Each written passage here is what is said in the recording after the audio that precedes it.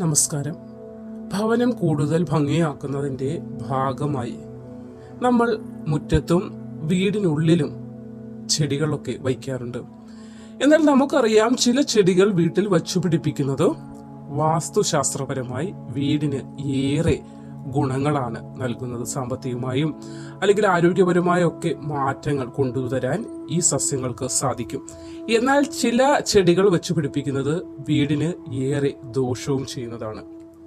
ഭംഗിയൊക്കെ നൽകുന്നതാണ് എങ്കിൽ പോലും ഏതൊക്കെ ചെടികൾ നട്ടുപിടിപ്പിച്ചാലാണ് ഗുണങ്ങൾ ഏറുന്നതെന്നും ഏതൊക്കെയാണ് ദോഷങ്ങൾ നൽകുന്നത് എന്നതിനെ കുറിച്ചും നമ്മൾ അറിഞ്ഞിരിക്കേണ്ടത് വളരെയധികം അത്യാവശ്യമാണ്. അതിനാൽ തന്നെ വീട്ടിൽ ചെടികൾ നട്ടുപിടിപ്പിക്കുമ്പോൾ അത് നമ്മൾക്ക് ഗുണം നൽകുമോ ദോഷം നൽകുമോ എന്നത് വേണം നിങ്ങൾ ആദ്യം മനസ്സിലാക്കാൻ. അല്ലാതെ ഏതെങ്കിലും ഭംഗിയുള്ള പൂക്കളാണ് അല്ലെങ്കിൽ ഭംഗിയുള്ള കായ്കൾ നൽകുന്ന ചെടിയാണ് ഇത് നട്ടുപിടിപ്പിച്ചാൽ ഒരു കുഴപ്പവുമില്ല എന്ന് വിചാരിച്ച് ചെയ്യുന്നത് പിന്നീട് ഖേദിക്കാനുള്ള കാരണങ്ങളിലേക്ക് നമ്മളെ കൊണ്ടുചെന്ന് എത്തിക്കും.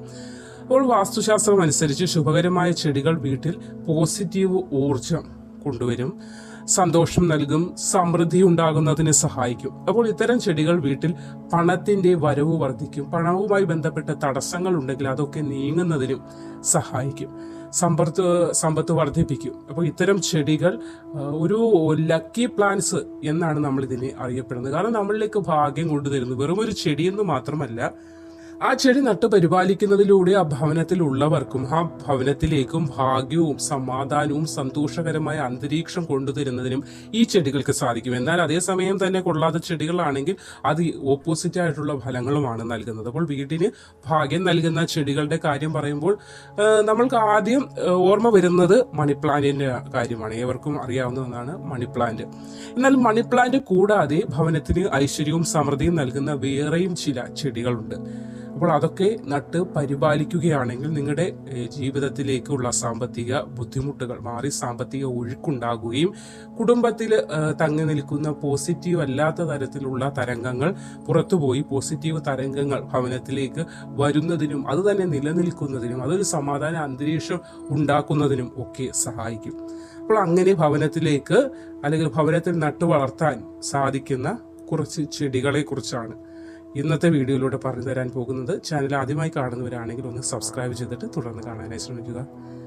വീട്ടിൽ നട്ടു പരിപാലിക്കാൻ സാധിക്കുന്ന അല്ലെങ്കിൽ സാമ്പത്തിക ബുദ്ധിമുട്ടുകൾ ഒഴിപ്പിക്കുന്ന, അതായത് വേണമെങ്കിൽ പറയുന്നതിന് പ്രത്യേക പവറുണ്ട്. സാമ്പത്തികമായി നമ്മളെ ബാധിച്ചിരിക്കുന്ന ബുദ്ധിമുട്ടുകളെ ഇല്ലാതെയാക്കാനായിട്ട് അങ്ങനെയുള്ള ചെടികളിൽ ആദ്യത്തെ ചെടി ലക്കി ബാമ്പു ആണ്, അല്ലെങ്കിൽ മുളച്ചെടി എന്ന് പറയും.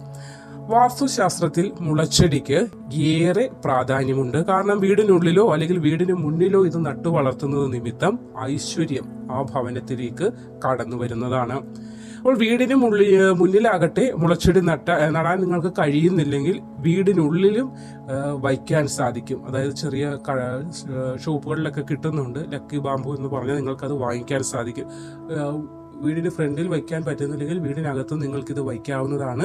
വടക്ക് കിഴക്കോ അല്ലെങ്കിൽ വടക്ക് ദിശയിലോ ഈ ഒരു മുള വയ്ക്കുന്നത് ഏറ്റവും ഉത്തമമാണ് നട്ടു വളർത്തുന്നത്. അപ്പോൾ താമസിയാതെ തന്നെ നിങ്ങൾക്ക് അതൊരു മാറ്റം ഉണ്ടാകുകയും ചെയ്യുന്നതാണ്. അപ്പോൾ ഇത് നിങ്ങൾക്ക് താല്പര്യമുള്ളവർക്ക് അത് ലക്കി ബാമ്പു വാങ്ങിച്ചൊന്ന് വീട്ടിൽ വെച്ച് നോക്കൂ. വളരെയധികം മാറ്റങ്ങൾ അതിലൂടെ ഉണ്ടാകുന്നതാണ്. അടുത്ത സസ്യം മാതള നാരകമാണ്. അത് ആരോഗ്യത്തിന് ഗുണം ചെയ്യുന്ന ഒരു പഴമാണ് മാതളം. അത് മാത്രമല്ല, മാതളം വീടിന്റെ ഐശ്വര്യത്തിന്റെ കാര്യത്തിലും ഈ ചെടി മാതള നാരങ്ങ ഈ ഒരു ചെടി നട്ടു വളർത്തുന്നത് ഏറ്റവും അധികം ഉത്തമമാണ്.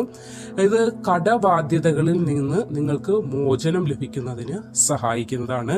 വരുമാനം വർദ്ധിപ്പിക്കുകയും സാമ്പത്തിക സ്ഥിതി ശക്തമാക്കാനും ഈ ഒരു ചെടി അല്ലെങ്കിൽ ഈ ഒരു സസ്യം നട്ടു പരിപാലിക്കുന്നതിലൂടെ സാധിക്കുന്നതാണ്. പക്ഷെ ഇത് ഒരിക്കലും വീടിന്റെ തെക്ക് പടിഞ്ഞാറ് ദിശയിൽ നടാതിരിക്കാൻ വേണ്ടി നിങ്ങൾ ശ്രദ്ധിക്കണം. കാരണം പിന്നീട് ഇത് നമ്മൾ തെറ്റായ ദിശയിലാണ് നട്ടു വളർത്തുന്നതെങ്കിൽ എന്ത് സംഭവിക്കുമെന്ന് ചോദിച്ചാൽ നെഗറ്റീവായിട്ടുള്ള അല്ലെങ്കിൽ ഓപ്പോസിറ്റ് ഫലങ്ങളെ ആയിരിക്കും ഇത് നൽകുന്നത്. അപ്പോൾ ശരിയായ ദിശ മനസ്സിലാക്കി ചെയ്താൽ മാത്രമേ ഇതിന്റെ ഗുണങ്ങൾ നമ്മളിലേക്ക് എത്തുകയുള്ളൂ. അല്ലെങ്കിൽ നമ്മളിത് നട്ടു ഗുണമൊന്നും കിട്ടുന്നില്ല എന്ന് പറഞ്ഞിട്ട് അർത്ഥമില്ല. അതുകൊണ്ട് തെക്ക് പടിഞ്ഞാറ് ദിശയിൽ ഇത് നടാതിരുന്നാൽ മാത്രം മതി. മാതള നാരകം കഴിക്കാനും നമ്മൾ ഉപയോഗിക്കുന്നത് പോലെ തന്നെ രക്തമൊക്കെ ഉണ്ടാകാൻ നല്ലത്. അതേപോലെ തന്നെ നമ്മൾക്ക് ഭാഗ്യം കൊണ്ടുവരുന്ന ഒരു സസ്യം കൂടിയാണ് അത്. അതുകൊണ്ട് തന്നെ ഇത് വീട്ടിൽ വീട്ടിൽ നട്ടു വളർത്തുന്നതെങ്കിൽ ഏറ്റവും ഉത്തമമായ കാര്യമാണ്. സാമ്പത്തിക സ്ഥിതിയിലൊക്കെ ഗണ്യമായ മാറ്റം ഉണ്ടാകുന്നതിന് ഇതിന്റെ ആ ഒരു നട്ടു പരിപാലിക്കുന്നതിലൂടെ സാധിക്കുന്നതാണ്.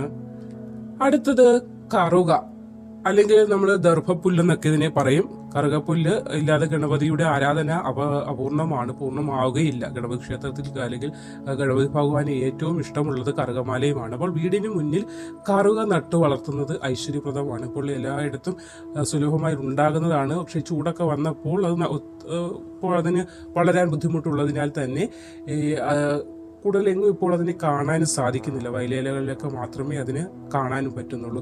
എങ്കിൽ പോലും നിങ്ങൾ ഒന്ന് ശ്രമിച്ച് അതൊന്ന് നട്ടുപരിപാലിച്ച് ഇത്തിരി വെള്ളമൊക്കെ ഒന്ന് നനച്ചു കൊടുക്കാമെങ്കിൽ ഏറ്റവും ഉത്തമമായ ഒരു മാറ്റത്തിന് ഗണപതി ഭഗവാനാണ് തടസ്സങ്ങളൊക്കെ നീക്കുകയും ചെയ്യുന്നത്.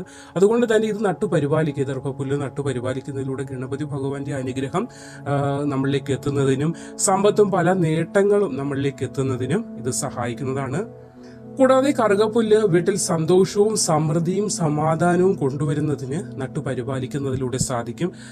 അതേപോലെ തന്നെ കുട്ടികളില്ലാതെ വിഷമിക്കുന്ന ആളുകൾക്ക് സന്താന ലബ്ധി നൽകുന്നതിനും കറുകപ്പുല്ല് നട്ടുപരിപാലിക്കുന്നതിലൂടെ സാധിക്കുന്നതാണ്. അതുകൊണ്ട് കുഞ്ഞുങ്ങളില്ലാതെ വലയുന്ന ദമ്പതികൾക്ക് ഭവനത്തിൽ കറുകപ്പുല്ല് നട്ട് വളർത്തി നല്ല വൃത്തിയും ശുദ്ധിയുള്ളടുത്ത് വേണം നട്ടുപരിപാലിക്കുന്നതിലൂടെ നിങ്ങളിലേക്ക് ആ വിഷമം മാറി സന്തതികളെ ലഭിക്കുന്നതിനും ഭഗവാൻ കനിയുന്നതാണ്.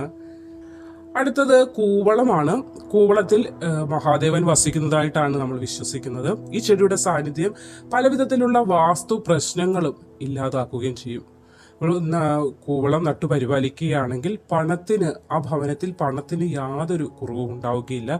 പകരം ആ വീട്ടിൽ എല്ലാവിധ ബുദ്ധിമുട്ടുകൾ ഉള്ളതും ഒഴിഞ്ഞു പോവുകയും നെഗറ്റീവ് എനർജികൾ പുറത്തേക്ക് പോവുകയും സമാധാനവും സന്തോഷവും സമ്പത്തും ഈ ഒരു ചെടി നട്ടു പരിപാലിക്കുന്നതിലൂടെ ഭവനത്തിലേക്ക് എത്തുകയും ചെയ്യും.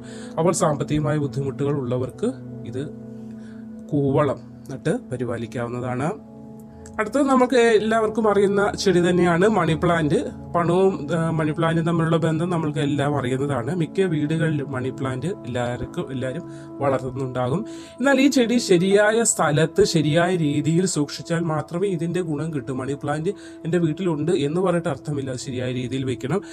അതേപോലെ തന്നെ മണി പ്ലാന്റിന്റെ വള്ളികൾ താഴേക്ക് തൂങ്ങിക്കിടക്കുന്ന രീതിയിൽ വയ്ക്കാനും പാടില്ല. അവയെ താങ്ങി നിർത്തി എപ്പോഴും അത് മുകളിലേക്ക് വളരുന്ന രീതിയിൽ തന്നെയാണ് വയ്ക്കേണ്ടത്.